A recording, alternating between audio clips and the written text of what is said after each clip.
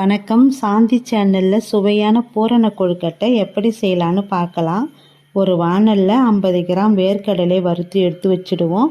50 gram எள்ளையும் வறுத்து எடுத்து வச்சுட்டு 50 கிராம் வெல்லத்தை சீவி எடுத்து வச்சிடலாம். கூடவே 3 ஏலக்காவை சேர்த்து மிக்சி ஜாரில் வேர்க்கடலையும் எள்ளையும் ஏலக்காவும் ஃபஸ்ட்டு அரைச்சிடுவோம். கடைசியில் வெல்லத்தை சேர்த்து நல்லா அரைச்சி எடுத்துக்குவோம். டேஸ்ட்டுக்கு கொஞ்சம் சால்ட்டு சேர்த்து பூரணத்தை உரமாக வச்சிடலாம். அடுத்தது ஒரு வாணலில் 200 கிராம் பச்சரிசி மாவை எடுத்து லேசாக நல்லா வறுத்து எடுத்து ஒரு பாத்திரத்தில் சேர்த்துருவோம். அடுத்தது ஒரு பாத்திரத்தில் 200 லிட்ரு தண்ணி சேர்த்து நல்லா கொதிக்க விட்டுருவோம். தேவையான அளவு உப்பு சேர்த்துட்டு அந்த தண்ணியை கொஞ்சம் கொஞ்சமாக மாவில் சேர்த்து மாவு ஆறின பிற்பாடு நல்லா கையால் பிசைஞ்சு விட்டுடுவோம்.